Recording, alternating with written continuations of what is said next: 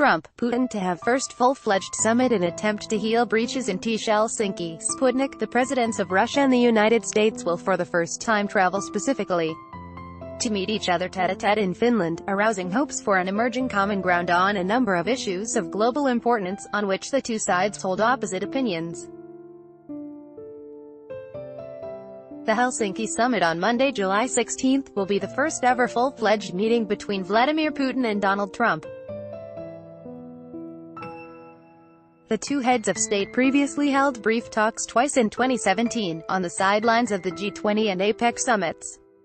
Agenda. The range of issues that the United States and Russia need to discuss is so broad that speculations about the possible agenda, which has not been set out or announced officially, have been mentioning everything, from the obvious issue of Russia's alleged meddling in the U.S. election to the less obvious, but no less important energy cooperation.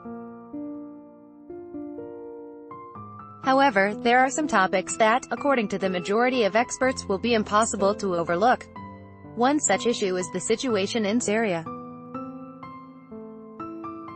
According to Russian presidential aide Yuri Ushakov, it is going to be one of the central topics at Monday's summit.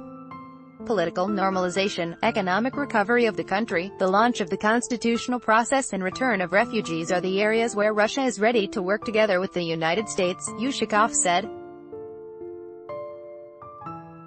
The most sensitive aspect of the Syrian profile is the issue of the Iranian presence in the country's south. Washington seeks the elimination of any Iranian presence in the vicinity of the Israeli border in Syria, while Moscow is in close cooperation with Tehran and Damascus and insists that the presence of Iranian troops is justified by the request of the Syrian president. The second group of topics that is likely to be raised at the meeting relates to nuclear weapons and comprises such issues as the unilateral withdrawal from the Iran nuclear deal by the U.S., the future of the Intermediate-Range Nuclear Forces Treaty (INF), along with the denuclearization of the Korean Peninsula. In addition, the parties cannot avoid the matter of Ukraine, Crimea and the U.S. sanctions against Russian companies and officials. The two countries' energy interests, which may well be of prior importance for Trump given his business record, are also on the talks' agenda. U.S. animosity toward Iran is said to be directly related to oil exports and the attempts to drive Tehran out of the market. Russia, despite its partnership with Iran, has recently backed an agreement with Saudi Arabia and the oil producers from the Organization of the Petroleum Exporting Countries, OPEC, to increase oil supplies, which left Washington satisfied and Tehran puzzled. At Monday's meeting, Putin may raise the issue of the ways in which Tehran could market its oil in the context of U.S. sanctions. Another energy stumbling block is Washington's vocal opposition to Russia's Nord Stream 2 gas pipeline project, which allegedly increases Western Europe's dependence on Russia and weakens Eastern Europe's transit status. Scheduled. The summit day will start with a bilateral meeting between Donald Trump and Finnish President Sauli Niinistö. Around lunchtime, Trump and Putin will be officially greeted at the presidential palace, where they will start their face-to-face talks, with only interpreters being present in the room apart from the two heads of government. Meanwhile, U.S. Secretary of State Mike Pompeo and Russian Foreign Minister Sergei Lavrov may hold separate talks. Later on Monday, Trump and Putin will have a working luncheon, where they will be joined by the members of their delegations, in particular, the foreign ministers. In the afternoon, the two presidents will give a joint press conference, answering at least 2 questions each. Afterward, Putin is going to have a bilateral meeting with President Niinistö, who will also give his closing remarks at the end of the day. It is still unclear if Trump-Putin agreements are going to take the form of a joint communiqué. Protests. A number of protests have been planned in Helsinki on the day of the summit, according to Helsinki police. However, they are not necessarily related to the personalities of Trump or Putin or to the agenda of the talks.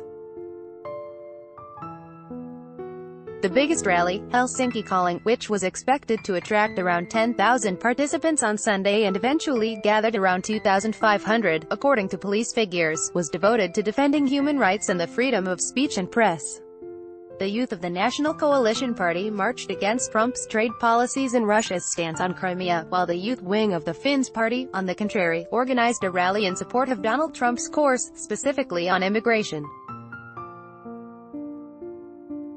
Perfect country branding. The Finnish efforts to organize the most safe and convenient venue for the summit deserve to be praised separately.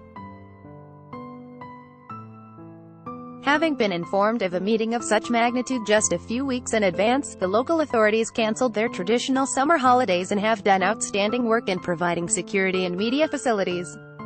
Some 2,000 journalists from over 60 countries have been accredited and accommodated in hotels without overpricing and any problems. Around the same amount of police officers as those on regal duty have been called in as reinforcement. The city is definitely taking advantage of the summit in terms of country branding, as the media center is offering Finnish food specialties, a shipping container converted into a sauna and a special lounge to watch the FIFA World Cup final on Sunday. This is not the first time that the Finnish capital is hosting a meeting of historical importance. The most famous diplomatic breakthrough took place here in 1975, when the United States, the Soviet Union and 33 other countries worked out the Helsinki Final Act, which laid ground for the Organization for Security and Cooperation in Europe (OSCE), improved relations between the West and the Communist bloc and prevented the Cold War from becoming hot. Moreover, George H.W. Bush and Mikhail Gorbachev met here in September 1990 to discuss then Iraqi President Saddam Hussein's aggression in the Persian Gulf, while Bill Clinton and Boris Yeltsin enjoyed the cooperative air of the city in March 1997, addressing the issues of arms control and NATO enlargement. Hopefully, the spirit of Helsinki will help the Russian and U.S. presidents to start healing breaches in relations that are currently at their lowest point in decades.